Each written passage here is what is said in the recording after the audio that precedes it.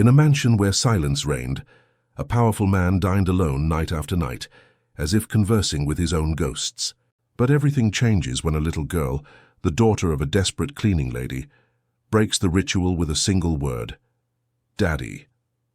From that moment on, cold walls give way to life, and the man discovers that a true legacy is not in gold, but in who chooses to sit at the table with him.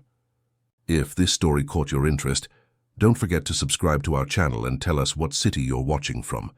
We continue. The rain beat against the mansion's windows, like impatient fingers trying to get in. Outside, London breathed its nocturnal restlessness, but within those high walls, covered by century-old ivy, silence reigned absolute. It was a heavy, almost palpable silence that stretched through the marble corridors, through the rooms decorated with antique furniture, and through the empty bedrooms that had not received visitors for more than a decade. In the center of that cold immensity, Arthur Henry Blackwood sat every night at the head of a mahogany table that could easily accommodate 20 people, but only one chair was occupied. Only one plate was served. Only one voice was heard when he gave thanks in a low voice for the meal that would be consumed in absolute solitude. At 72, Arthur Henry commanded an empire of construction and development firms that had erected half of the commercial buildings in the London capital.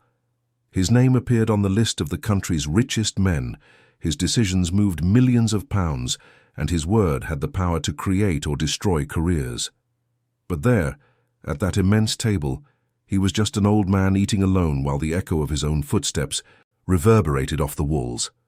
Mrs. Gable, the housekeeper who had worked in the house for 40 years, served dinner punctually at 8 in the evening. She would place the silver tray on the table, give a slight bow, and withdraw without saying a word. This was the unwritten rule of the Blackwood house. No one spoke to the master unless it was strictly necessary. No one dared to disturb his routine. No one questioned why such a powerful man chose to live like a ghost in his own home. The truth is that Arthur Henry had not always been this way.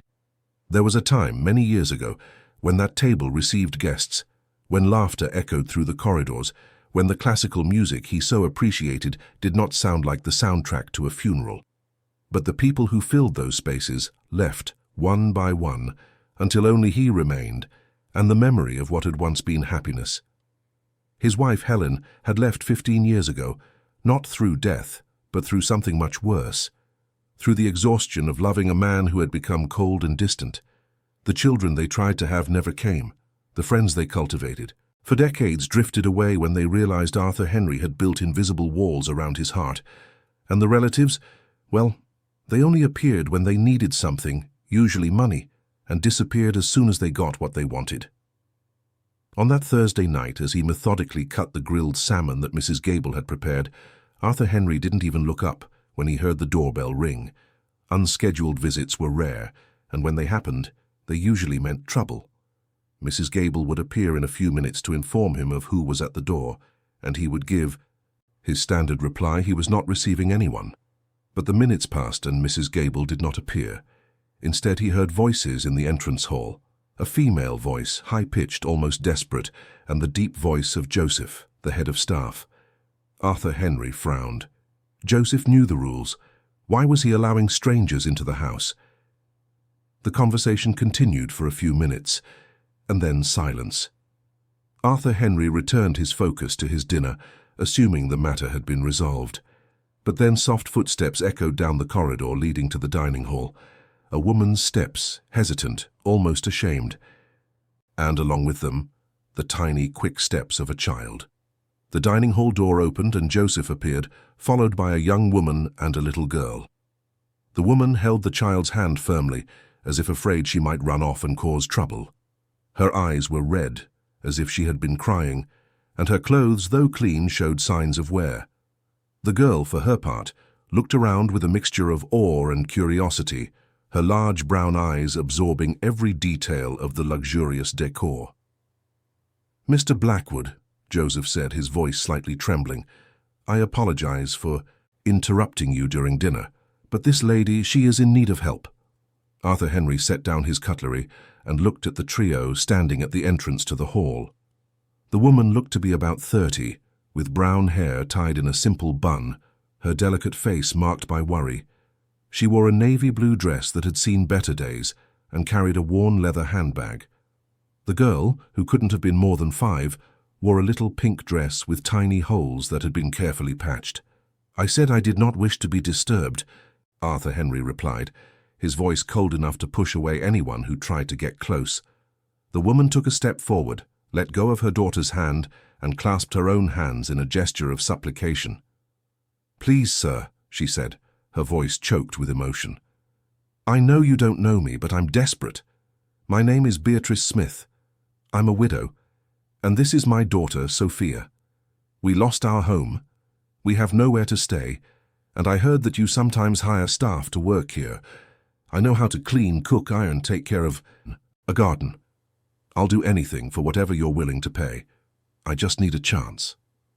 Arthur Henry studied the woman's face. There was honesty there, and genuine desperation. But there was also something else, something he couldn't identify. A strange feeling that he had seen those eyes before, somewhere his memory refused to reveal. "We don't hire people with children," he said curtly. "Children make noise. This house requires silence." Tears began to stream down Beatrice's cheeks. She knelt before the table, her hands clasped. "Please, sir. My daughter is very quiet, very well behaved. She won't bother anyone. I promise I can keep her locked in the room while I work, if necessary. She won't even know you exist. I just need a chance." The girl, Sophia, who had remained silent beside her mother, took a step forward. Her curious little eyes wandered over the enormous table, the silver candelabras, the fine china, and then settled on Arthur Henry's face. "Mummy, why is the gentleman eating all by himself?" she asked, with the typical innocence of children who have not yet learned that some questions should not be asked. Beatrice turned pale. "Sophia, be quiet," she whispered, desperate. "I'm sorry, sir, she's just a child. She doesn't know what she's saying." But Arthur Henry did not answer immediately. He continued to look at the girl, who was observing him with a pure curiosity, without judgment, without fear. When was the last time someone had asked him a question so simple and so devastating at the same time? Joseph cleared his throat, breaking the silence that had settled. "Mr. Blackwood, if you wish, I can escort them to the exit," he offered. Arthur Henry raised his hand, a gesture Joseph knew well, which meant to wait. The businessman continued to study the mother and daughter, as if he were calculating something that went far beyond a simple hiring. "How long has your husband been dead?" he finally asked. 8 months, Beatrice replied, her voice almost a whisper. "He had a heart attack. He was a bus driver. He had no life insurance, and I couldn't pay the rent on my own. The landlord evicted us last week." "And where have you been since then?" "On the street, sir. Sleeping in shelters when there's a space, or on a park bench when there isn't." The answer hit Arthur Henry in an unexpected way. He looked at the girl, who had moved slightly closer to the table and was observing the plate of food with attention. "Are you hungry?" he asked her directly. Sophia nodded her head, without saying anything. "Sophia," Beatrice chided, mortified, "you don't ask other people for food." "She didn't ask," Arthur Henry said, surprising everyone, including himself, with a less harsh tone. "She merely answered my question." The businessman remained silent for long seconds, looking at the mother and daughter, as if he were seeing a puzzle whose pieces didn't quite fit. There was something about this situation that moved him in a way he couldn't comprehend. Perhaps it was their vulnerability, so different from the falseness he was accustomed to. Perhaps it was Beatrice's courage in asking for help even knowing she would likely be rejected. Or perhaps it was Sophia's curious eyes which looked at him as if he were a normal person, not a monster everyone avoided. "Joseph," he said finally, "show them to the back room, the small one, near the laundry. Provide them with clean linens." Joseph's eyes widened, clearly surprised. "Sir, you mean to say—" "I mean exactly what I said," Arthur Henry cut in. "They stay in the back room. You," he addressed Beatrice, "will start work tomorrow morning, 7 o'clock sharp. Mrs. Gable will explain your duties. Your salary will be discussed later." Beatrice couldn't contain her tears of relief. "Thank you, sir. Thank you so much. You won't regret this, I promise." "I hope not," he said, his voice returning to its usual cold tone. "But there is one condition, and it is non-negotiable." Beatrice's heart pounded. "What is it, sir?" "The girl cannot make noise. No running in the corridors, no shouting, no singing. This house has its rules and silence is the main one. If she cannot respect them, you both will leave. Is that clear?" "Crystal clear, sir. Sophia is very obedient, aren't you, sweetie?" Sophia nodded solemnly, as if she understood the gravity of the moment. "Then it's settled," Arthur Henry said, picking up his cutlery again. "Joseph, take care of the details." When the door closed behind the trio, Arthur Henry was alone again with his dinner, which had now grown cold. But for the first time in years, he wasn't thinking about the food, or the loneliness, or the business that awaited him the next day. He was thinking about that simple, devastating question a 5-year-old girl had asked: "Why is the gentleman eating all by himself?" And for the first time in a long time, he didn't have an answer. Outside, the storm continued, but inside the Blackwood mansion something had changed. It was a small, almost imperceptible change, like a single musical note in the midst of silence.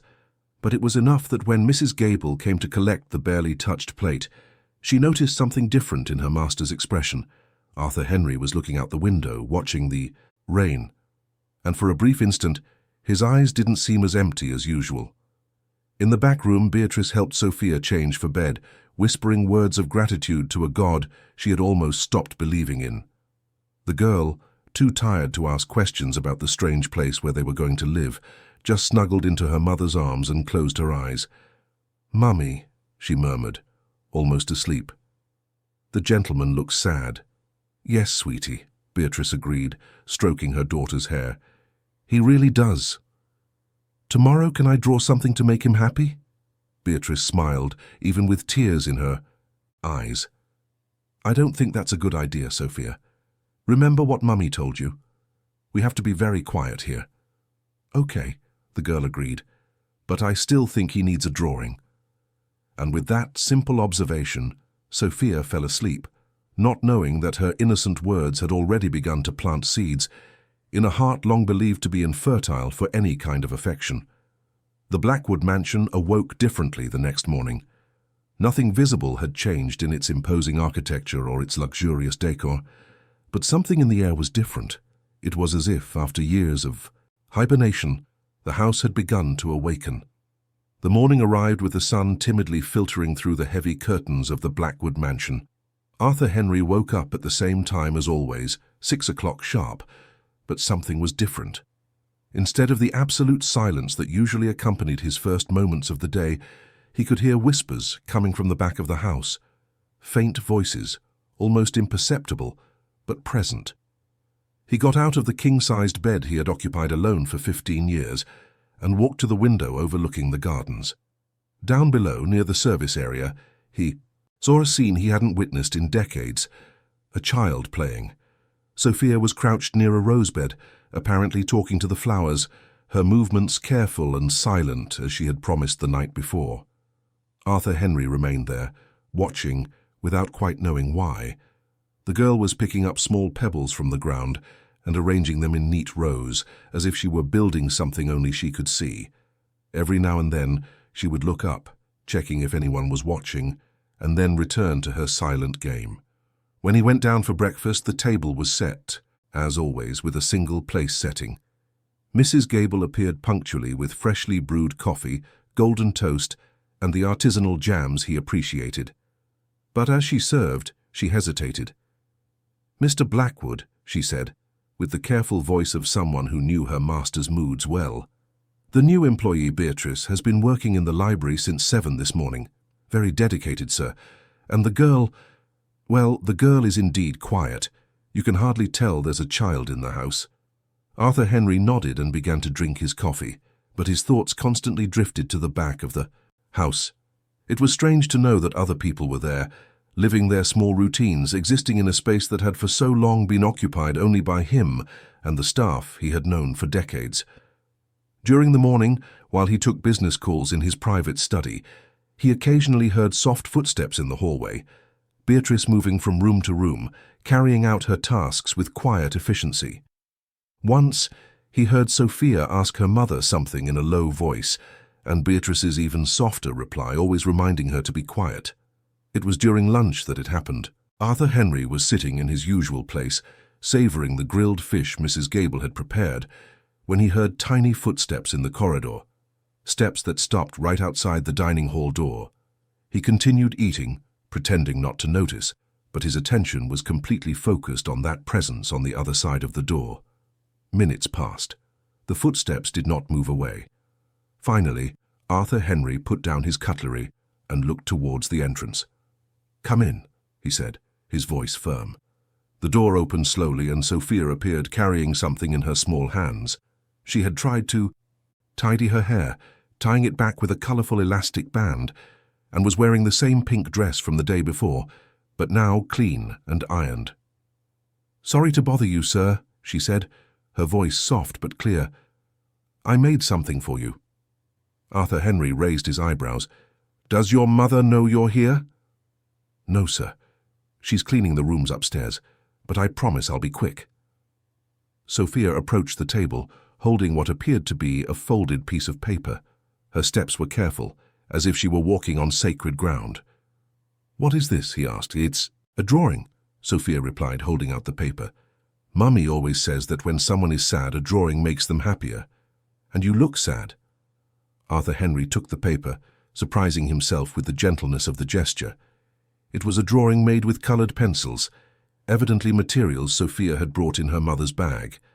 The technique was childish, of course, but there was something touching in those clumsy strokes. The drawing showed a huge table, clearly inspired by the dining table where he was sitting, but in this drawn version all the chairs were occupied. Smiling figures representing people were seated around the table. At the head of the table, a figure with grey hair, which he presumed to be himself, was smiling too. "Why did you draw all these people?" he asked, his voice softer than he intended. "Because big tables are for lots of people," Sophia explained as if it were obvious. "A big table by itself gets sad, just like you, sir." Arthur Henry fell silent, studying the drawing. There were vibrant colours everywhere, sunny yellows, cheerful blues, warm reds. It was as if the child had taken all the coldness of that environment and transformed it into something full of life. "It's very beautiful," he said finally. "Thank you." Sophia beamed, a luminous smile that completely transformed her serious little face. "You really like it? Truly?" "Yes, I do." "Then can I sit here with you for a little bit? Just a little bit, until Mummy finishes cleaning?" The question caught Arthur Henry off guard. How long had it been since someone had asked to keep him company during a meal? He looked at the girl, who was watching him with expectation, and something inside him softened. "You may sit," he said, indicating the nearest chair. Sophia climbed carefully onto the chair, her little feet dangling in the air, far from reaching the floor. She looked around the hall with admiration, as if she were visiting a palace. "It's very pretty in here," she commented. "It looks like a house from a movie." "Do you like movies?" "I do. Mummy sometimes lets me watch on the neighbor's television, but only princess movies, because monster movies give me nightmares." Arthur Henry found himself smiling, a small, almost involuntary smile. "And which is your favorite princess movie?" Sophia's eyes lit up. "It's Cinderella, because she was poor like me and Mummy, but then she became rich. But it's not because of the money that I like it," she added quickly. "It's because in the end, she's happy." "And you're not happy?" Sophia thought for a moment, with the seriousness that only children can bring to philosophical questions. "Sometimes yes, sometimes no. When Mummy is sad, I get sad too. But today Mummy woke up less sad, so I'm happier." "Why was your mother sad?" "Because Daddy died, and then we didn't have a house. Mummy used to cry in secret, but I saw her. She thought I was sleeping, but I wasn't." The child's brutal honesty hit Arthur Henry in an unexpected way. He remembered his own childhood, when he realized the adults around him were hiding truths they deemed too heavy for a small heart. "Do you miss your father?" "I do, But Mummy said he became a star in the sky and that he watches over us. Sometimes at night, I look out the window trying to see which star is him." Sophia paused and then asked with the natural curiosity of children, "Do you have a family, sir?" The question echoed through the silent hall. Arthur Henry felt something tighten in his chest. "No," he replied simply. "Nobody? Not a mummy or a daddy or a brother?" "No." Sophia became thoughtful for a moment. "That must be very lonely," she said, with a compassion that was too pure to come from someone so small. "Is that why you eat alone at this big table?" Before Arthur Henry could answer, hurried footsteps echoed down the corridor, and Beatrice appeared at the entrance of the hall, her face pale with panic. "Sophia, what are you doing here? I told you to stay in the room." The girl shrank back in her chair. "Sorry, Mummy, I just wanted to give the gentleman my drawing." Beatrice rushed towards her daughter, her hands trembling. "Mr. Blackwood, please forgive me. She's just a child. She doesn't understand the rules. It won't happen again, I promise." Arthur Henry raised his hand, signaling for calm. "It's all right," he said, to the surprise of both. "Sir?" "I said it's all right. She wasn't bothering me." Beatrice blinked several times, as if unsure she had heard correctly. "But you said silence was important, and it still is. But a polite conversation during lunch is different from unnecessary noise." Sophia looked from her mother to Arthur Henry, trying to understand the adult dynamic. "Does that mean I can have lunch with you again?" "Sophia," Beatrice chided, mortified. But Arthur Henry was looking at the drawing Sophia had given him, that table full of smiling people, that vision of how things could be different. "If you promise to continue being well-behaved," he said, "perhaps we can arrange that." The smile that lit up Sophia's face was so radiant that even Beatrice, despite her confusion, couldn't help but smile too.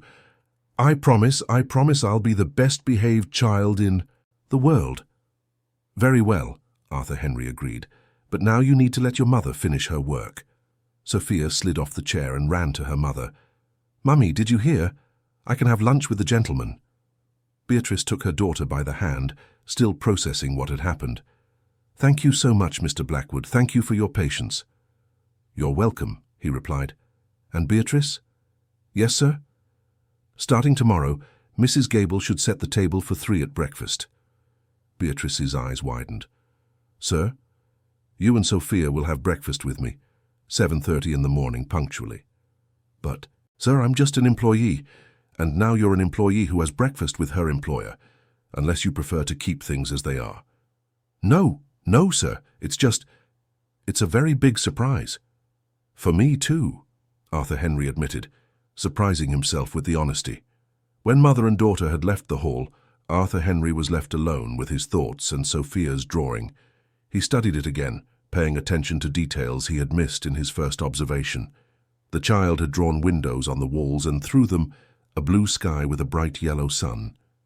There were flowers in vases on the table, and all the people drawn had enormous smiles. It was a vision of simple happiness, the kind he had forgotten existed. When Mrs. Gable came to clear the plates, she noticed the drawing in her master's hands.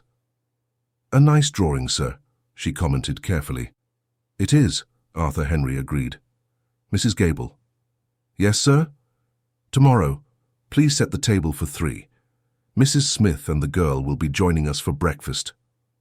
Mrs. Gable stopped what she was doing and looked at him with genuine surprise. She had known this man for 4 decades, had seen him go through joys and sorrows, successes and defeats, but she had never seen anything like what was happening now. "Of course, sir. It will be a pleasure." When he was alone, Arthur Henry walked to the window overlooking the gardens. Sophia was there again, playing near the flowers, but now Beatrice was with her, sitting on the grass, talking softly. It was such a simple, common scene, but one that completely transformed the landscape he saw every day. For the first time in 15 years, Arthur Henry Blackwood was not anxious for the day to end. For the first time in a long time, he was curious about what the next day might bring. And for the first time in decades, when he looked at the empty dining table, he didn't just see loneliness, he saw possibility. That night, before going to sleep, Sophia asked her mother to tell her a story. Beatrice, still processing the day's events, told her about a princess who lived in a very large and very empty castle, until one day a family arrived and brought joy to all the empty rooms. "Was the princess happy in the end?" Sophia asked, yawning. "She was, sweetie. Everyone was happy." "Just like what's going to happen here," Sophia murmured, already half asleep. "What do you mean, Sophia?" "The gentleman is going to be happy too. I saw it in his eyes. He just forgot how to be happy." And with that observation, too profound for her age, Sophia fell asleep, not knowing that upstairs, in a huge and silent room, Arthur Henry Blackwood was spending his first night in years without taking his sleeping medication. He was, for the first time in a long time, looking forward to what tomorrow would bring. The weeks that followed brought changes that not even Arthur Henry himself could believe. The Blackwood mansion, which for so many years had been a mausoleum of silence and bitter memories, began to pulse with life again. Breakfast, which was once a solitary obligation, completed in 10 silent minutes, now became the most anticipated moment of the day. Sophia always arrived punctually at 7:30, her hair combed by Beatrice, with an endless collection of questions about the world, about business, about life. Mr. Arthur, she had started calling him that at her mother's suggestion, who found Mr. Blackwood too formal for a child. "Why do you never smile in the pictures on the wall?" Arthur Henry looked where she was pointing. They were official portraits, photographs from award ceremonies and corporate events where he appeared serious, imposing, distant. "Work photos are serious," he explained, spreading jam on Sophia's toast. "But Mummy says work should be done with joy. Otherwise, a person gets sad on the inside." Beatrice, who was drinking her coffee in respectful silence, turned red. "Sophia, don't bother Mr. Arthur with these things." "She's not bothering me," Arthur Henry said. And it was true. Sophia's questions made him think about aspects of life he had forgotten to question. "And your mother is right. Work should be done with joy." "Then why don't you smile?" The question echoed through the hall. Arthur Henry realized he didn't have a simple answer for it. "Perhaps I've forgotten how," he admitted. Sophia thought for a moment, chewing her toast with concentration. "I can teach you," she offered finally. "Teach me what?"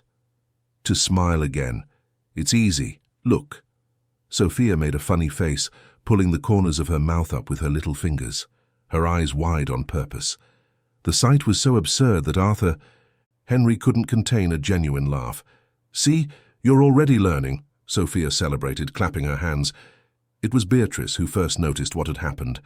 She was looking at Arthur Henry with an expression of utter surprise, as if she had witnessed a miracle. "What is it?" he asked. "You laughed," she said softly. "You really laughed." Arthur Henry fell silent, processing the observation. When was the last time he had laughed spontaneously? He couldn't remember. The changes didn't stop there. Sophia had taken on the personal mission of cheering up the house, and her influence spread to every corner.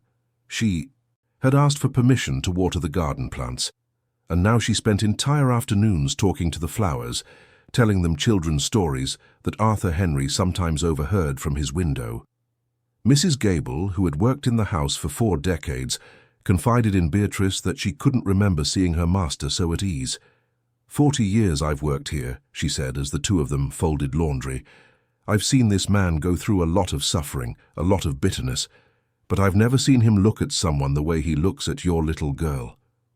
"Sophia has that effect on people," Beatrice replied with a proud smile. "Ever since she was little, she's been able to find the good side of everyone." "And you, Beatrice? How are you feeling here?"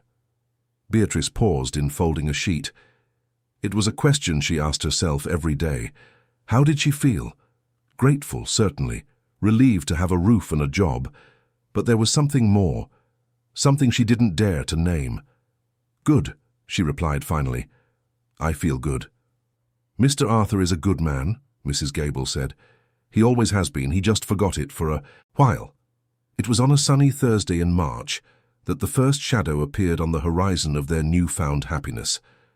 Arthur Henry was in his study, reviewing contracts, when Joseph announced visitors. "Mr. Blackwood, Your niece Patricia is here. She's with her husband." Arthur Henry lifted his head from the papers, frowning.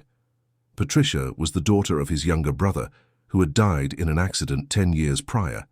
She was a successful lawyer, married to a real estate developer, and had a habit of showing up at the mansion once or twice a year, always with some request or suggestion about how Arthur Henry should manage his fortune. "What does she want?" he asked without enthusiasm. "She didn't say, sir, only that it was important." "Send her in." Patricia Blackwood Miller was a 45-year-old woman, elegant in a studied way, with impeccably styled blonde hair and clothes that cost more than many people's annual salary. She entered the study accompanied by her husband, Robert Miller, a stocky man with a greying moustache and calculating eyes. "Uncle Arthur," Patricia said, kissing the air beside his cheek. "It's been so long. You look wonderful."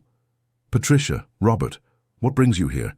"Can't we visit our dear uncle?" she said, sitting in the leather armchair uninvited. "By the way, I noticed some interesting changes in the house. The garden is better kept. There are toys on the lawn." "Yes," Arthur Henry confirmed, without elaborating. "And Mrs. Gable mentioned that you have, how shall I put it, company for your meals." Robert leaned forward, interested. "Female company, uncle, at 72. Arthur Henry felt a familiar irritation rising in his chest. This was exactly why he avoided his family. "I hired a new employee. She has a young daughter." "Ah," Patricia said, with obvious relief. "A maid. For a moment I thought, well, it doesn't matter. But, uncle, don't you think it's risky to have strange children running around the house? You have so many valuable objects, so many important things. The girl is polite and careful." Of course, but children are children, aren't they? And these days, with so many broken families, her mother, do you know her background, her references?" Arthur Henry's gaze hardened. "Beatrice is an exemplary employee, hard-working, honest, and dedicated." "Beatrice," Patricia repeated, as if the name were familiar. "Beatrice what?" "Smith." Patricia exchanged a quick glance. "With her husband." There was something in that look that Arthur Henry couldn't decipher, but it made him uncomfortable. "Well, I'm sure you know what you're doing," she said, with a smile that didn't reach her eyes. "But we came here to discuss something important. Robert and I have been talking about your investments, about the future of the company. My investments and the future of the company are doing just fine, thank you. Yes, of course. But, uncle, have you thought about, and how can I say this, about starting to prepare for the succession? You're not getting any younger, and it would be prudent to have a plan." "A plan for what?" "For when you can no longer manage everything on your own. Robert has a lot of experience in real estate, and I, as a lawyer, can help with the legal side." Arthur Henry stood up from his chair. "I think I've heard enough." "Uncle, don't be upset. We're family. We only want to help." "You're family when you need something," he cut in coldly. "The rest of the time, you don't even remember I exist." It was at that moment that a soft knock on the door interrupted the conversation. Sophia appeared at the study entrance, carrying a small tray with a glass of juice. "Mr. Arthur, Mummy made fresh orange juice and sent me to bring it to you," she said, with her innocent smile. Patricia and Robert turned to look at the girl. The air in the study changed instantly. "This must be the maid's daughter," Patricia said, in a tone that tried to be sweet but sounded false. "Hello, dear. What's your name?" "Sophia," the girl replied politely. "Sophia, what a pretty name. And how old are you?" 5. Patricia studied the child's face with excessive attention, as if she were looking for something specific. "You seem like a very smart girl, Sophia, and polite too." "Mummy taught me to be polite." "Of course. And your mummy. Has she worked here for a long time?" Sophia looked at Arthur Henry, as if sensing a tension in the air she couldn't understand. "A few weeks," Arthur Henry answered, taking the juice from Sophia's hands. "Thank you, Sophia. You can go help your mother." "Okay, Mr. Arthur. Bye, Mr. Mustache. Bye, pretty lady." After Sophia left, the silence in the study was tense. Patricia stared at the door through which the girl had disappeared. "Interesting girl," she commented finally. She's a normal child, Arthur Henry said. Normal, of course, but there's something about her. I don't know. Maybe it's my imagination. Robert cleared his throat. Well, Uncle, I think we should be going. But think about what we discussed regarding the succession. It's important to plan for the future. The future is my problem, Arthur Henry replied, escorting them to the door. After Patricia and Robert left, Arthur Henry stood in the entrance hall watching their car disappear through the gates. There was something about Patricia's behavior that unsettled him, the way she looked at Sophia, the questions about Beatrice. Mr. Arthur. He turned around. Sophia was standing behind him, holding the cloth doll Beatrice had made for her. Yes? Those people didn't like me, she said, with a perception that was startling in someone so young. Why do you think that? The pretty lady made a mean face when she saw me, and Mr. Mustache too. Arthur Henry crouched down to be at the girl's level. Sometimes adults make mean faces when they're worried about other things, he explained. It has nothing to do with you. Are they your family? They are. Sophia thought for a moment. They don't seem like you. How so? You're kind. They seemed like Cinderella's stepmother. The comparison was so unexpected and so accurate that Arthur Henry almost laughed. You watch a lot of princess movies, he said. It's because they help you understand people, Sophia explained seriously. Everyone is like someone from the movies. You, for example. Who am I like? You were like the beast when we arrived. Grumpy on the outside, but really just hurt inside. Now you're becoming like the prince at the end. The childish analysis struck Arthur Henry in a profound and unexpected way. There was truth in those simple words, a truth he himself had not been able to see. And your mother? Who is she like? Mummy is like Belle. She sees people's hearts, even when they're disguised as monsters. That night during dinner, which was now always shared, Arthur Henry observed Beatrice more closely. Was Sophia right? Could Beatrice really see beyond appearances? How was your day? He asked, a question that had become routine. Good, Beatrice replied. I organized the library on the second floor. You have incredible books. Do you like to read? Very much, I always have. In school I was one of the best students in literature. Which school? Beatrice hesitated for a fraction of a second, a pause so brief it almost went unnoticed. St. Anne's Academy, she said, in the South Kensington neighborhood. Arthur Henry nodded but filed the information away. There was something in that hesitation that intrigued him. Mummy, Sophia said, interrupting his thoughts, can you tell the story of the forgotten princess? Mr. Arthur will like it. Sophia, Mr. Arthur must be tired of our stories. Actually, I'd like to hear it, he said, surprising them both. Beatrice smiled, a shy but genuine smile. Well, there was a princess who lived alone in a very tall castle. She had lost her memory and couldn't remember who she was or where she came from. Every day she looked out the window, feeling that there was something important she needed to remember, but she couldn't. Sophia snuggled into her chair, captivated by her mother's soft voice.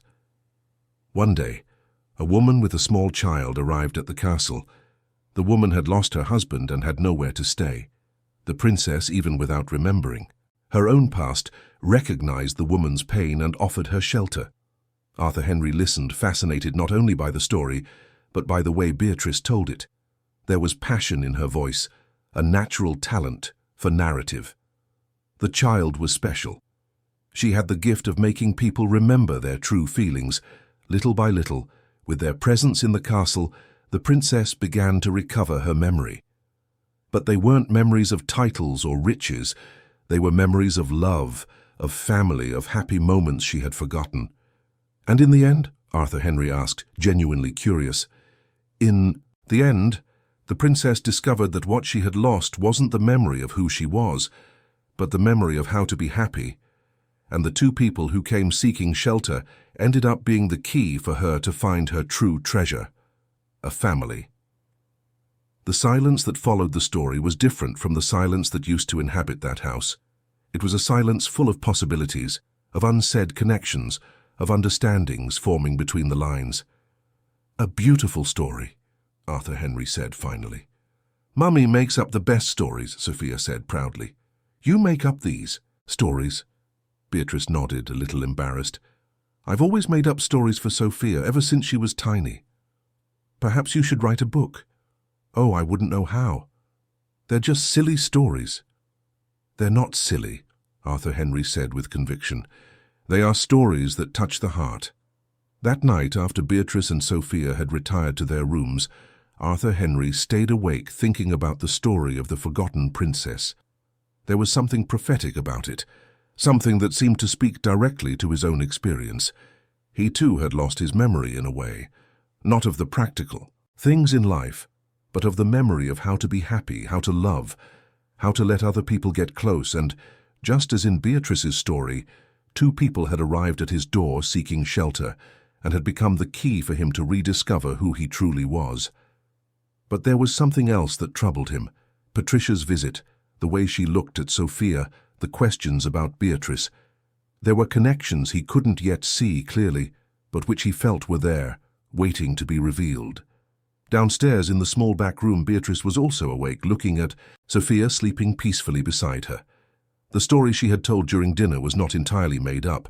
There were elements in it that came from her own life, from secrets she had not yet found the courage to reveal. She knew this period of happiness couldn't last forever. Sooner or later the truth would come out, and when it did, she only hoped that Arthur Henry could understand and forgive. Outside, the London night breathed its restless energy, but inside the Blackwood mansion, 3 people slept with dreams full of hope and apprehension.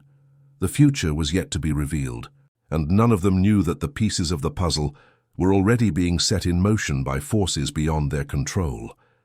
The weeks following Patricia's visit brought an unease that Arthur Henry couldn't fully explain. It was as if a shadow had passed over the mansion's newfound happiness, leaving traces of suspicion in the air. Beatrice noticed the change too. Arthur Henry remained affectionate with Sophia and respectful towards her, but there were moments when she would catch him observing them with a pensive expression, as if he were trying to decipher a riddle. "Mummy," Sophia said one Saturday morning while playing in the garden, "why has Mr. Arthur been looking at us differently?" "What do you mean, sweetie?" "He gets a face like he's thinking really hard, just like you do when you're worried about something." Beatrice felt a tightness in her chest. Sophia's perception was frighteningly sharp for a 5-year-old. "Maybe he's just tired from work," she said, but her own voice sounded unconvincing. The truth was, Beatrice had been fighting her own demons. Every night before sleep, she would look at the small diary hidden at the bottom of her suitcase and question whether she should tell the truth. But every time she imagined Arthur Henry's reaction, fear paralyzed her. What if he threw them out? What if he didn't believe her? What if he thought she was lying to gain some advantage? It was on a rainy Thursday that Patricia returned. This time she didn't just come with Robert. She also brought an older, elegantly dressed woman who introduced herself as Dr. Marcia Wallace, a lawyer specializing in family law. "Uncle Arthur," Patricia said, kissing the air beside his cheek, "I hope you don't mind our unannounced visit. I brought Dr. Wallace because I wanted to have a serious conversation about important legal matters." Arthur Henry received them in his study with the usual coldness reserved for family. There was something about the lawyer's presence that put him immediately on alert. "Legal matters about what?" he asked, straight to the point. "About asset protection, succession and, well, about situations that could pose risks to the family," Patricia said, sitting down uninvited. Dr. Wallace opened a leather briefcase and took out some documents. "Mr. Blackwood, it is our duty to warn you about the dangers of allowing unknown individuals to have intimate access to your residence, and, consequently, to your personal information and assets." "Unknown individuals?" "The employee you recently hired," Patricia explained. "Uncle, we did a little investigating into this Beatrice Smith." Arthur Henry's gaze hardened. "You did what?" "It was necessary." "Uncle, this woman lied to you about her past." "Lied how?" Patricia exchanged a significant look with the lawyer before continuing. "She said she studied at St. Anne's Academy in South Kensington. There is no record of her at that school, In fact, we could barely find any information about her past at all. And what does that prove? It proves she's hiding. Something important, Robert said, speaking for the first time. An honest person doesn't need to lie about where they went to school. Dr. Wallace leaned forward. Mr. Blackwood, our greatest fear is that this woman is planning a scam. She has full access to your home, knows your routine, your vulnerabilities, and the child— What about the child? The child may be being used as a tool for emotional manipulation, Patricia said with false sadness. You've developed a paternal affection for the girl, which is understandable, but it could be being exploited. Arthur Henry stood up from his chair, his patience reaching its limit. Enough. I will not tolerate you coming into my home to make unfounded accusations against people who— Uncle? Patricia interrupted, her voice soft but firm. We brought evidence. She signaled to Robert, who removed an envelope from the briefcase. We discovered that Beatrice Smith worked here before years ago. She was abruptly fired by Helen, your wife. Do you remember that? The world seemed to stop around Arthur Henry. Helen, his ex-wife, had fired Beatrice? How was that possible? He would remember. But then fragments of memory began to surface. An argument with Helen about a young employee. Accusations of inappropriate behavior. Helen's insistence that the girl be dismissed immediately. He had agreed, without question, too focused on his marital problems to pay attention to the details. I see you're remembering, Patricia said, satisfied. She came back, Uncle, with a child who was born about 9 months after she was fired. A child who, coincidentally or not, has physical features very similar to yours. Arthur Henry's heart pounded. He looked at the 3 people in his study as if seeing them for the first time. What are you implying? We're not implying anything, Dr. Wallace said. We are presenting facts that you need to consider carefully. And suggesting, Patricia added, that it would be prudent to conduct a DNA test to clarify the situation. A DNA test?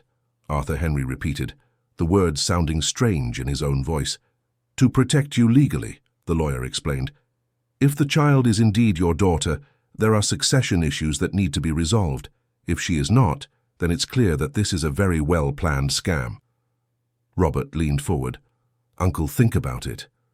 What woman returns to a place where she used to work, coincidentally, with a small child exactly when you are alone and vulnerable? It's very convenient, don't you think? Arthur Henry sat down heavily in his chair.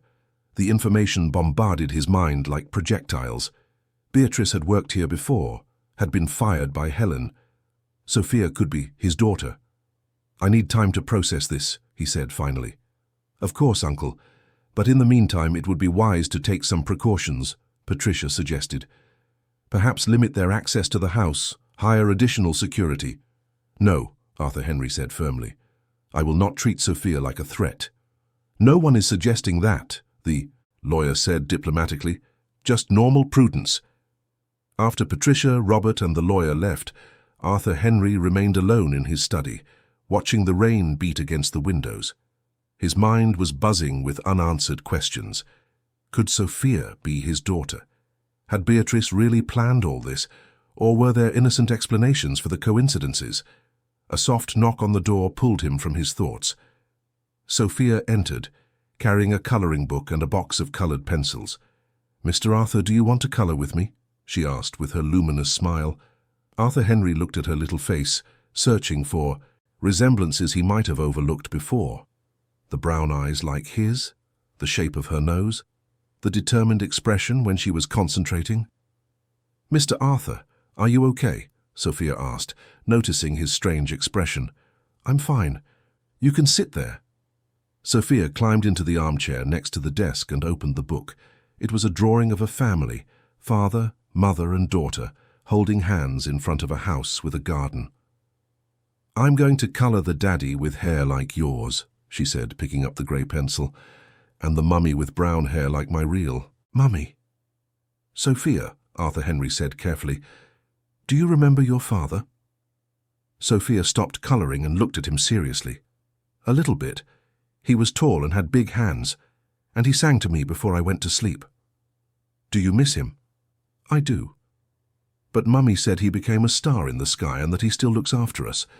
Sophia went back to colouring, concentrating on making the blue sky perfectly uniform. "Mr. Arthur?" "Yes." "Did you want to have children?" The question hit Arthur Henry like a punch to the gut. "Why do you ask?" "Because you look at me sometimes the way my daddy used to look at me, with a face like someone who loves me very much." Sophia's words echoed through the silent study. Arthur Henry felt something move in his chest, something he didn't know if it was hope or fear. That night, during dinner, he watched Beatrice more closely than ever. There was a nervousness about her, a tension he hadn't noticed before. When she thought he wasn't looking, her eyes filled with worry. "Beatrice," he said suddenly, "may I ask you a question?" She lifted her eyes from her plate, clearly startled. "Of course. Have you worked in family homes before?" The fork trembled slightly in Beatrice's hand. "Yes, a few times." "Where?" In houses here in London. Families who no longer live in the city." Sophia, who was focused on her food, didn't notice the tension between the adults. "And have you always lived in London?" "Always." "In the South Kensington neighbourhood?" Beatrice turned pale. "No, not always.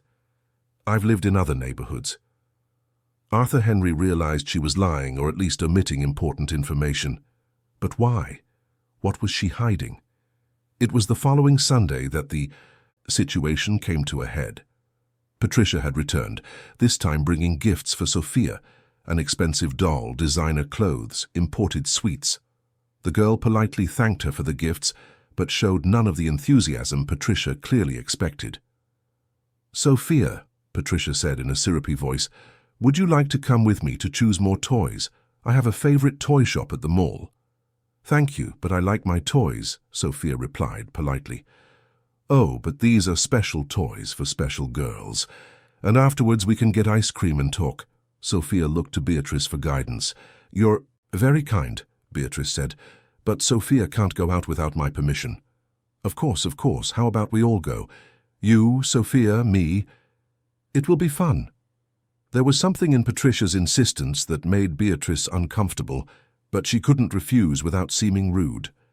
"If Mr. Arthur allows it," she said. Arthur Henry, who was observing the scene from his armchair, nodded reluctantly. There was something wrong with the situation, but he couldn't pinpoint exactly what. They went to the mall in 2 separate cars. Patricia drove her own car, insisting that Sophia go with her to get used. To Auntie Patricia, while Beatrice followed with the family driver. At the toy shop, Patricia was excessively generous, buying a very expensive doll, a children's makeup set, and several other items that Sophia accepted politely, but without great enthusiasm. "Sophia seems like a very well-behaved girl," the saleswoman commented. "And what beautiful eyes. Wow, she has the same eyes as you." Patricia smiled. "She is special."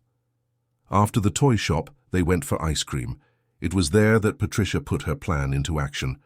"Sophia," she said, "could you help me with something? I need to put a very important object in my handbag, but it's full. Could you put this in your pocket for a few minutes?" Sophia looked at the object Patricia was holding out.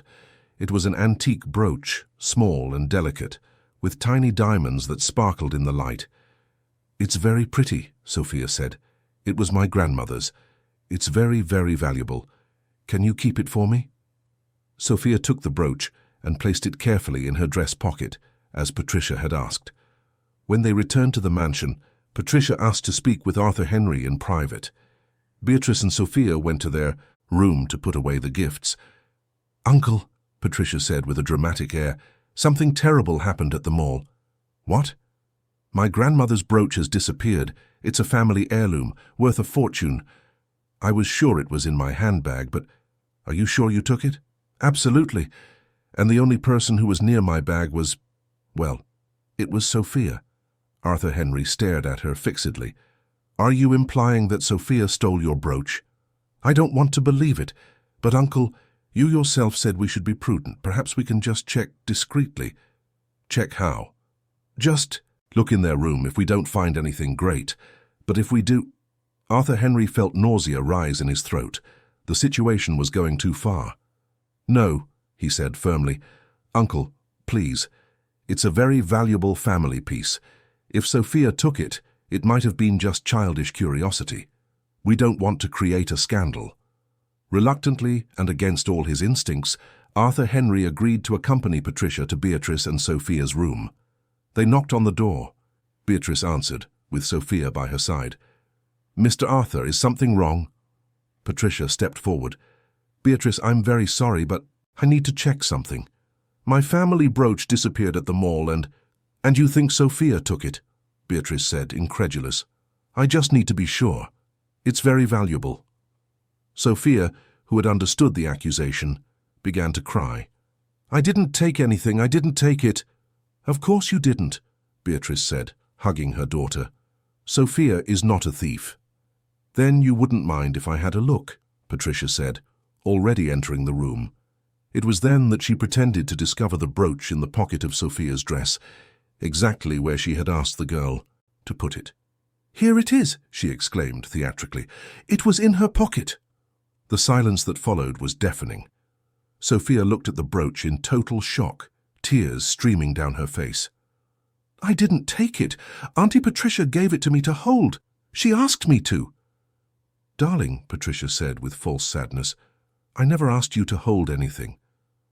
Beatrice looked at Arthur Henry with desperation. "Mr. Arthur, please believe us. Sophia is telling the truth." Arthur Henry looked at the scene before him, Sophia crying, Beatrice pleading, Patricia holding the brooch with an expression of false indignation. And in that moment all the pieces of the puzzle fell into place in his mind. He knew Sophia. He knew her character, her honesty, her innocence. He knew the way she had transformed his life, bringing joy and love where there had only been loneliness.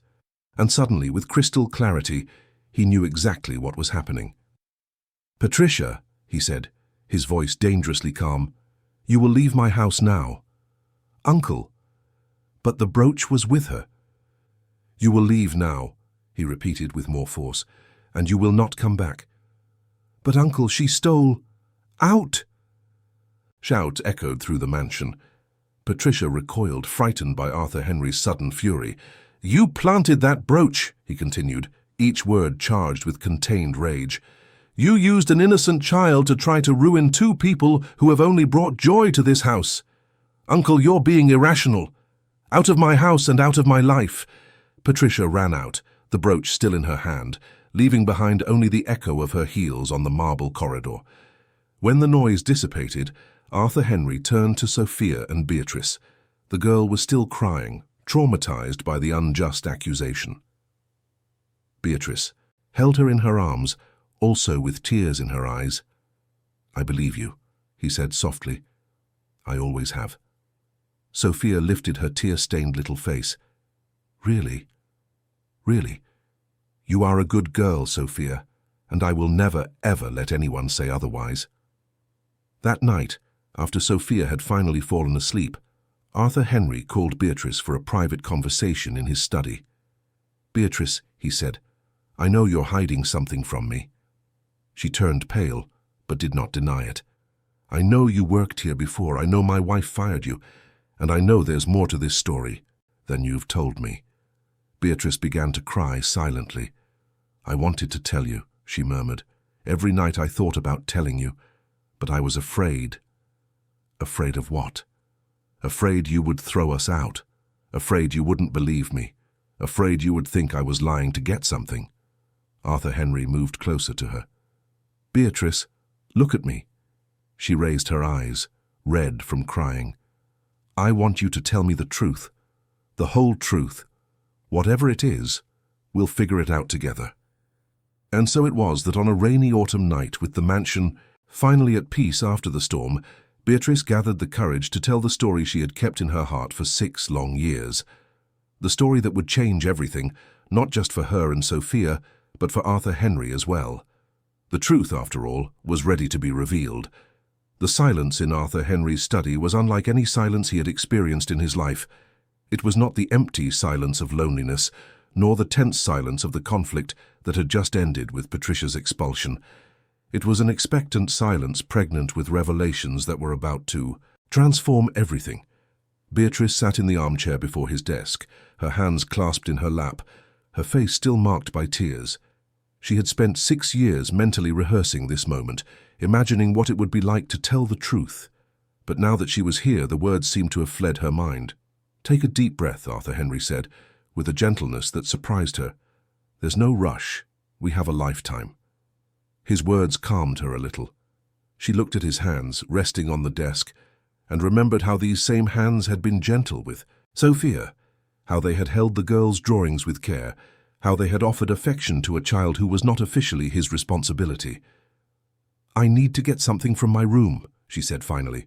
"Something that will explain everything better than my words. Do you want me to go with you?" "No, thank you. It's just a notebook, a diary. I'll be back in a minute." Beatrice left the study with silent steps, her heart beating so hard she feared it might wake Sophia. She crossed the corridors to the small room at the back of the house where her daughter slept peacefully, still emotionally exhausted from the day's events. She knelt beside the bed and pulled her old suitcase from under the mattress. In the false bottom she had created years ago, her fingers found the small red-covered diary, a simple notebook she had bought in a stationery shop in central London when she discovered she was pregnant. There were 6 years of her life. 6 years of secrets, fears, hopes, and silent love. 6 years of letters never sent to a man she believed she would never see again.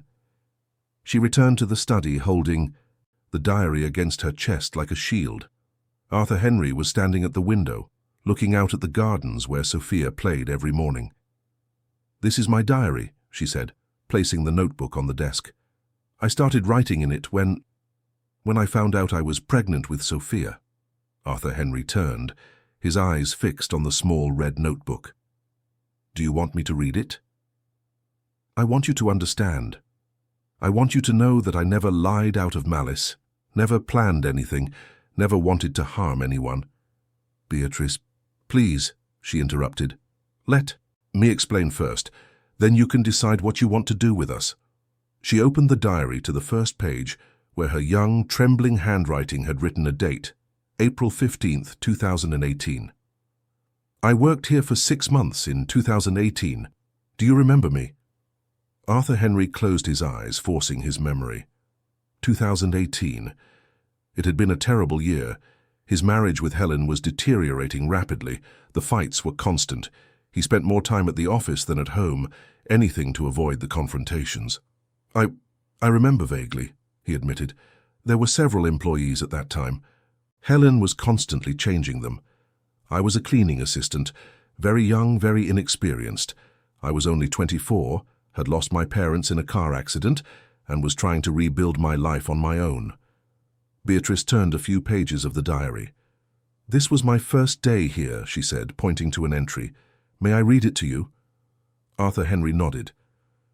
"Today I started working in the most beautiful house I've ever seen in my life," she read in a low voice. "The employers seem to be always fighting, and it makes everyone tense, but the house is magnificent, full of books, art, music. I hope I can stay here for a long time. I really need this job." She paused, swallowing hard. "I really did need that job. I was living in a small rented room downtown, eating poorly, just surviving. This job represented hope for me." "Go on," Arthur Henry said softly. Beatrice flipped through a few pages. "Here," she said, 3 months after I started working.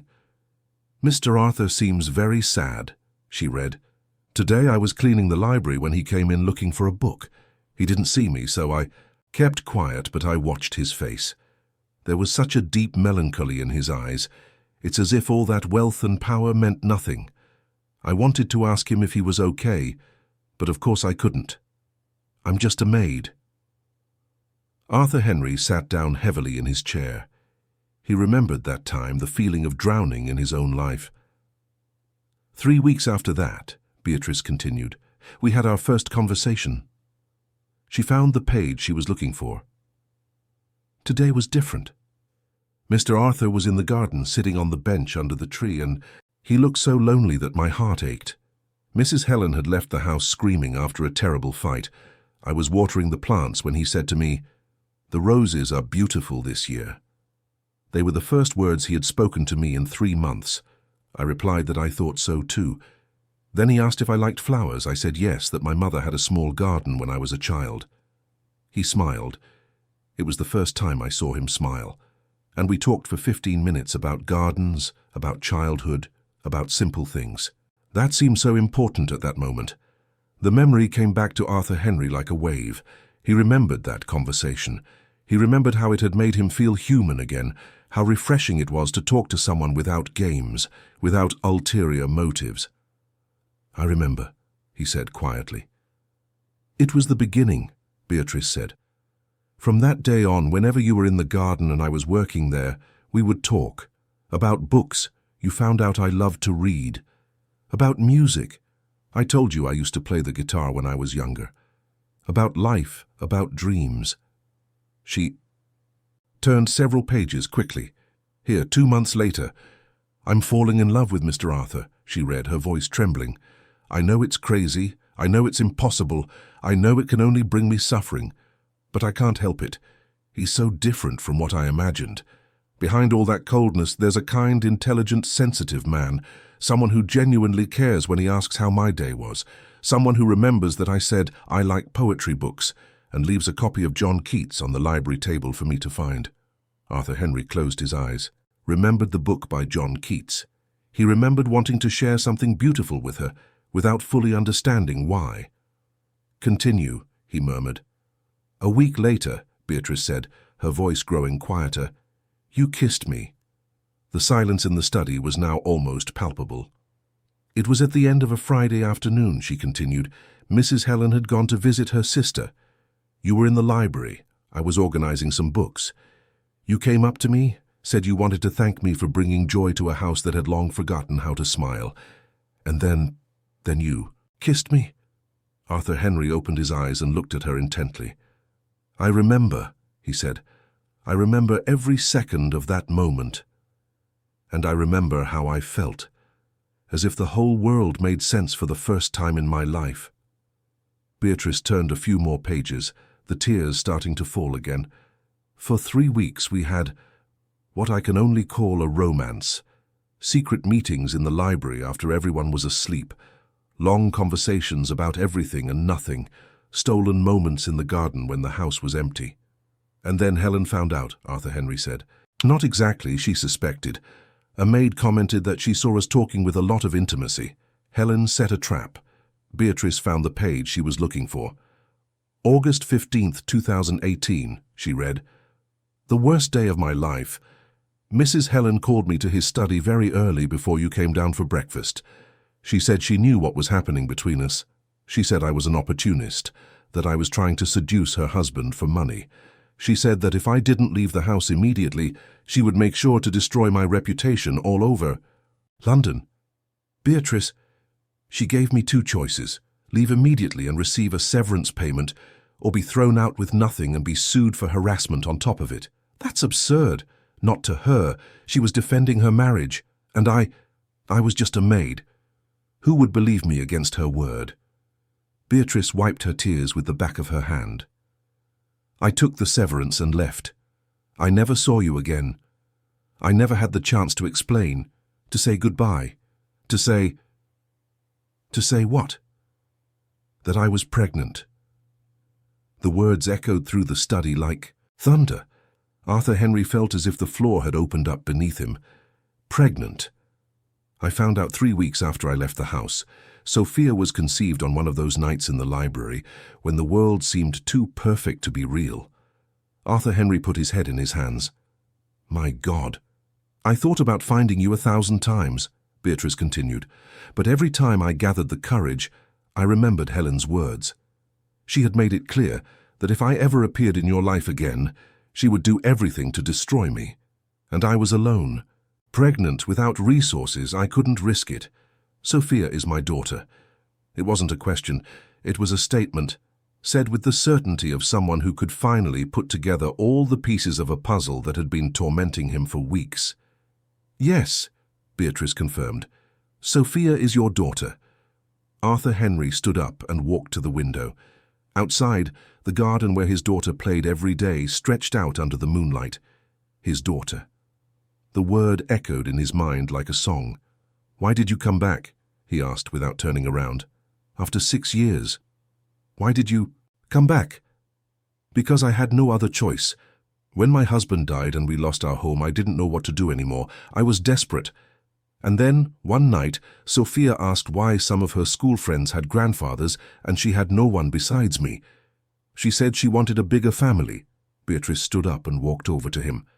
"That night, looking at her sleeping, I realized I had deprived my daughter of knowing her father, not out of malice, but out of fear. And I decided that, even if you rejected us, even if it was risky, Sophia deserved at least the chance to meet you. Did you expect me to recognize you?" "I didn't know what to expect. I thought maybe you would remember me, maybe you would notice the similarities in Sophia.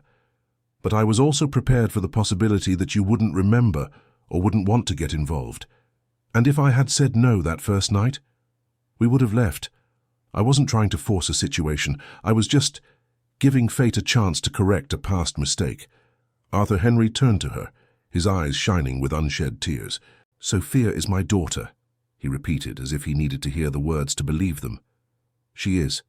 From the first day we arrived here, from the first time she called you Mr. Arthur, with that smile, I saw you in her. The curiosity, the intelligence, the way she tilts her head when she's thinking. She is your daughter, Arthur." He moved closer to Beatrice, stopped in front of her, his eyes searching her face. "Do you forgive me?" she asked in a whisper. "Forgive you for what?" "For keeping this a secret, for not looking for you sooner, for depriving you of knowing Sophia when she was a baby." "Beatrice," he said firmly, "you have nothing to forgive me for. I'm the one who should be asking for forgiveness.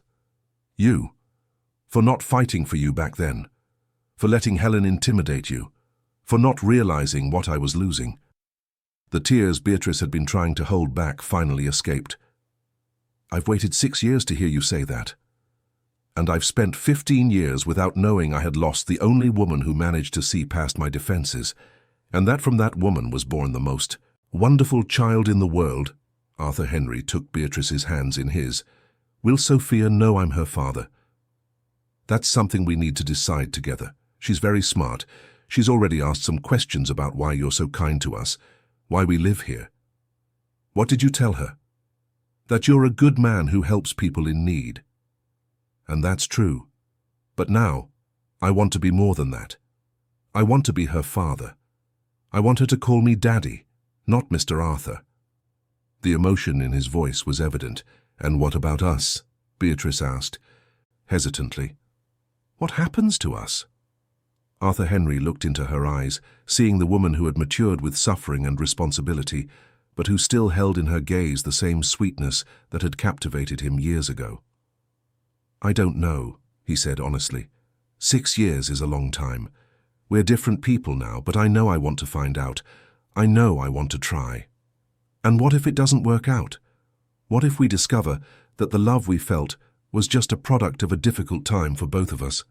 Then at least Sophia have a family, and we will have the certainty that we tried." Beatrice smiled through her tears. "And your family? Patricia and the others? They'll try to cause trouble." "Patricia will never be welcome in this house again," Arthur Henry said with determination. "And as for the others, they'll have to accept it. Sophia is my daughter. You are my daughter's mother. That makes you family regardless of anything else." "Are you sure?" "Beatrice, for 6 years I lived like a ghost. In these last few months with you and Sophia in my life, I've felt human again. I'm not going to let anyone take that away from me. Never again." They stood in silence for a few minutes, just holding each other's hands, processing the magnitude of what had been revealed. "Tomorrow morning," Arthur Henry said, "we'll tell Sophia." "Tell her what exactly?" "The truth, that I'm her father, that Mummy and Daddy knew each other before but were separated for a long time, that now we're all together again." "And what if she gets confused? What if she doesn't understand?" "Sophia is a special child. She'll understand that sometimes adults make mistakes, but that love always finds a way to fix things."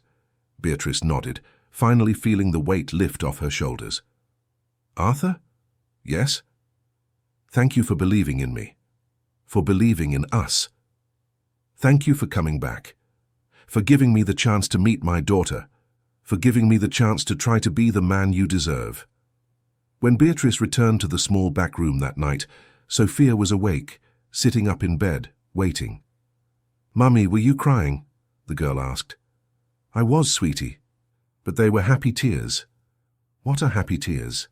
Beatrice sat on the bed and hugged her daughter. "Sometimes we cry when we're very, very happy." Sophia thought for a moment. "Mummy, tomorrow can I ask Mr. Arthur something important?" "What kind of important thing?" "If he would like to be my real daddy." Beatrice smiled, hugging Sophia tighter. "You can ask him, sweetie, and I think you're going to like his answer very much." That night, for the first time in 6 years, Beatrice fell asleep in peace, knowing she had finally told the truth. And upstairs, in his lonely room that had for so long been just a place to sleep, Arthur Henry lay awake, planning what the first day of his life as a father would be like. Outside, the stars shone over London, and one of them, perhaps the star Sophia always looked for when she thought of the man she believed to be her father, seemed to twinkle with approval, as if the entire universe were conspiring to finally make that family complete. The morning sun streamed through the windows of the Blackwood mansion with a different quality, as if even the light knew that this would be a day of transformation. Arthur Henry woke before his alarm, as he had all week, but this time it wasn't anxiety that kept him awake. It was the anticipation of finally beginning his life as a father. When he came down for breakfast at 7:30, as had become routine, Sophia was already at the table, swinging her little legs in her high chair, looking out the window while quietly humming a song Beatrice had taught her. "Good morning, Sophia," he said, and noticed his own voice sounded different, more affectionate. "Good morning, Mr. Arthur," she replied with her luminous smile. "Look, there's a new little bird in the garden. It's blue and yellow, just like the colors. In my drawing." Beatrice arrived from the kitchen carrying the coffee tray, her eyes still a little swollen from the emotional night, but with a serenity Arthur Henry had never seen before. She gave him a shy smile, as if still processing everything that had happened between them. "Good morning," she said quietly. "Good morning," he replied, and for a moment their gazes met, sharing a new and profound complicity. Sophia, with the sharp perception she always displayed, looked from one to the other. "Why are you two making faces like you have a secret?" she asked, biting into her toast. Arthur Henry and Beatrice exchanged another glance. It was time. "Actually, Sophia," Arthur Henry said, pulling his chair closer to the girl, "we have something important to talk to you about." Sophia stopped chewing, her big eyes fixed on him. "Is it a good thing or a bad thing?" "It's a very, very good thing," Beatrice assured her, sitting on her daughter's other side. Sophia put her toast down on her plate and turned to face them both, as if sensing the solemnity of the moment. "Sophia," Arthur Henry began, "do you remember when you asked me why I ate alone at this big table?" The girl nodded. "And do you remember when you said that people who eat alone are sad?" "I remember, and I was right, wasn't I?" "You were sad." "I was. Very sad. Because a long time ago I lost something very important, and I didn't know how to find it again." Sophia tilted her head, concentrating. "What did you lose?" Arthur Henry looked at Beatrice, who nodded encouragingly. "I lost my family," he said softly. "Many years ago I met a very special young woman. We fell in love, but some problems separated us. I didn't know that from this young woman. A beautiful, smart and brave little girl was born." Sophia's eyes widened. "Was the young woman my mummy?" she asked in a whisper. "She was," Arthur Henry confirmed. "And the little girl was you, my love," Beatrice said, taking her daughter's small hand. Sophia was silent for long seconds, processing the information. Her serious little face showed she was grappling with concepts big for her age. "Does that mean," she began slowly, "that Mr. Arthur is my real daddy?" "Yes," Arthur Henry said, his voice thick with emotion. "I am your father." "Sophia." Sophia's reaction was completely unexpected.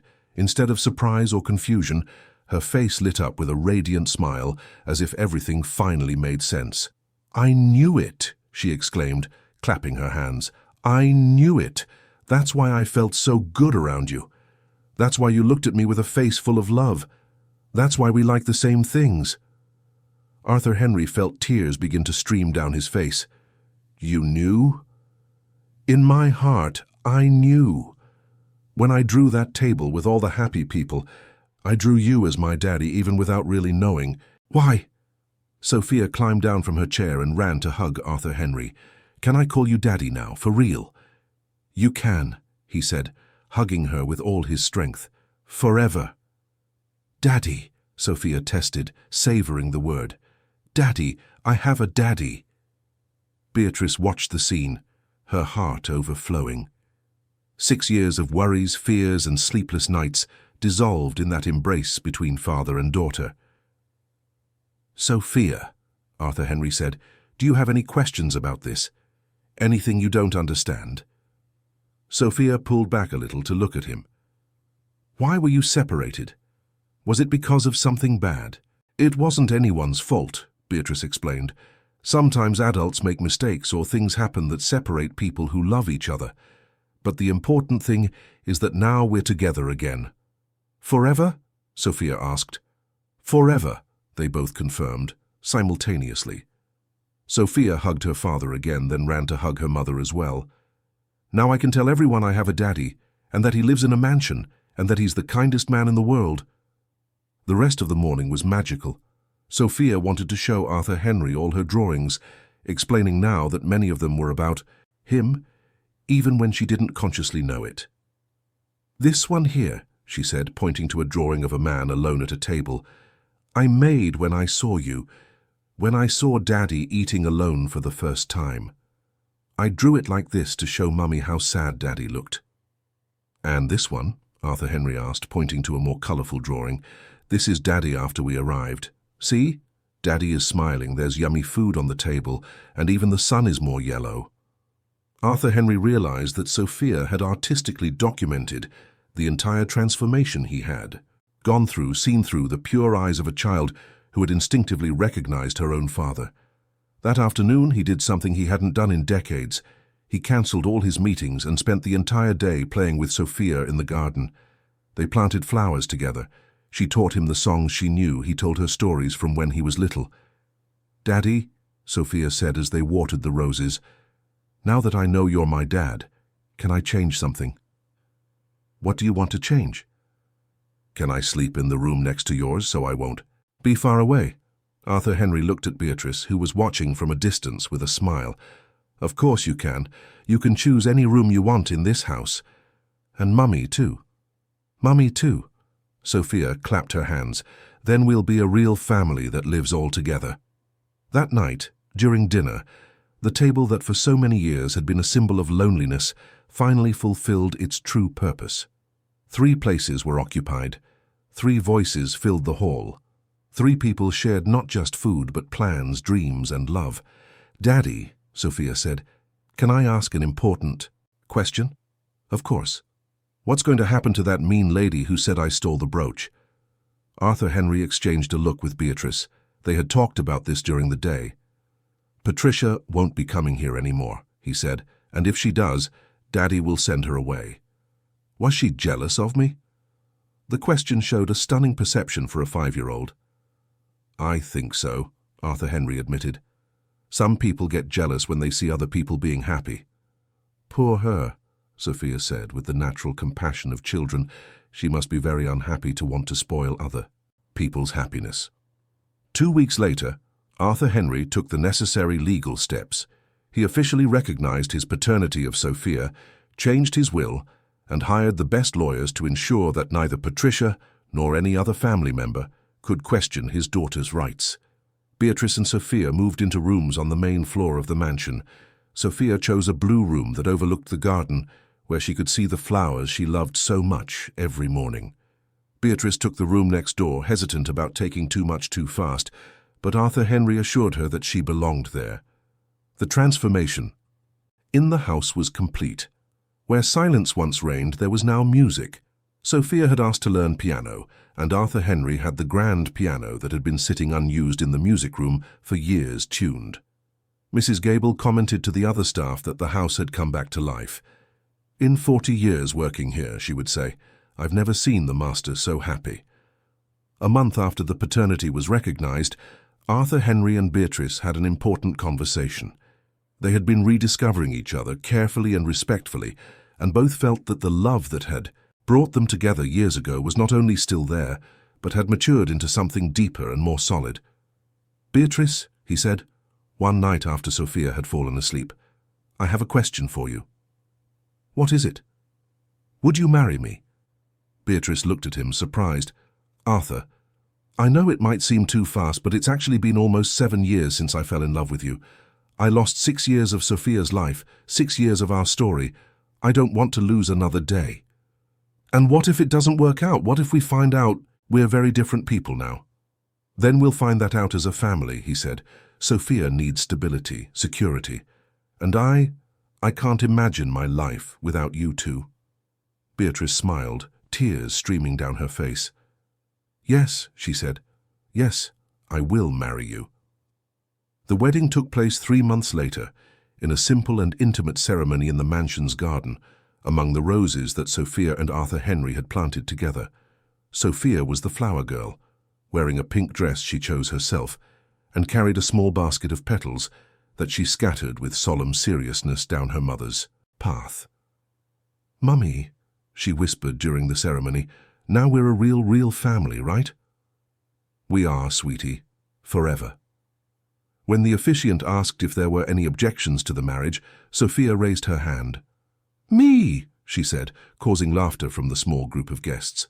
"Sophia, that's not an objection," Beatrice explained, mortified. "It's not an objection," the girl agreed. "It's a help-jection. I help Daddy love Mummy and Mummy love Daddy." Even the officiant smiled. "Objection accepted," he said. "I mean help-jection accepted." The years that followed brought a happiness that none of the three had imagined possible. Sophia grew up in a house full of love, surrounded by parents who adored each other and made a point of showing it every day. She learned piano as she wanted, and also the violin, discovering a talent for music that delighted both parents. Arthur Henry discovered that being a father was even better than he had dreamed. Every day Sophia surprised him with her intelligence, humor, and unique perspectives on the world. He walked her to school, helped with homework, and attended every presentation and school event. Beatrice blossomed into a version of herself she didn't know existed. With emotional and financial security, she began writing the stories she had always told Sophia. Her first children's book, about a princess who finds a family in an unlikely place, became a bestseller. "Was it inspired by a true story?" a journalist asked during an interview. "All the best stories are," she replied with a smile. 5 years after their wedding, on a Sunday afternoon, the three of them were having lunch in the garden. Sophia, now 11 years old, was telling them about a school project on family trees. "Daddy," she said, "the teacher said that family trees show where we come from. But I think our family is special." "Why, sweetie?" "Because our tree didn't grow from old roots. Our tree grew from seeds of love that were planted at just the right time." Arthur Henry and Beatrice exchanged the look they had perfected over the years, a look of wonder at the wisdom of their daughter. "Sophia," Arthur Henry said, "where did you learn to say such beautiful things?" "From you two," she replied simply. "You taught me that love is what makes a family, not blood. That family is people who choose to love each other every day." That night, after Sophia had gone to bed, Arthur Henry and Beatrice sat on the terrace looking at the stars over London. "Do you regret anything?" asked Beatrice. "Losing 6 years with you two," he said. "But I learned that sometimes we need to lose something to really value it when we find it again. And now I know that true wealth isn't this house, not the companies, not the money.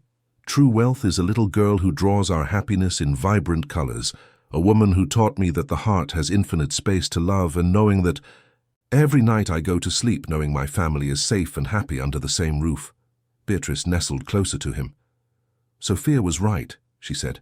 "Our family really did grow from seeds of love." "And now?" asked Arthur Henry. Now we are a strong tree, with deep roots and branches that can hold all the happiness that is yet to come. Inside the house, Sophia was not quite asleep yet. She was looking out her bedroom window, searching for the brightest star in the sky, the one she still believed was the father who had died, who had watched over her until she found her real father. "Thank you," she whispered to the star. "Thank you for taking care of me until I found Daddy. Now you can both take care of me together." The star seemed to twinkle in response, and Sophia closed her eyes, finally able to sleep peacefully, knowing that her family was complete. The next morning, when Arthur Henry came down for breakfast, he found Sophia at the table, drawing in her art notebook. This time it wasn't a table full of anonymous people. It was a detailed portrait of 3 specific people: a man, with graying hair and kind eyes, a woman with a gentle smile and brown hair, and a girl with eyes like her father's, and the joyful expression of someone who knows she is completely loved. Below the drawing, in her careful handwriting, Sophia had written, "My perfect family." Arthur Henry picked up the drawing and studied it carefully. It was, truly, a perfect family. Not because they were perfect people, but because they had chosen love over fear, forgiveness over resentment, and hope over despair. "Do you like it, Daddy?" asked Sophia, looking up at him. "I love it," he said. "It's the most beautiful drawing you've ever made." "It's because now I know how to draw happiness," she explained. "Before I tried to guess what happiness looked like.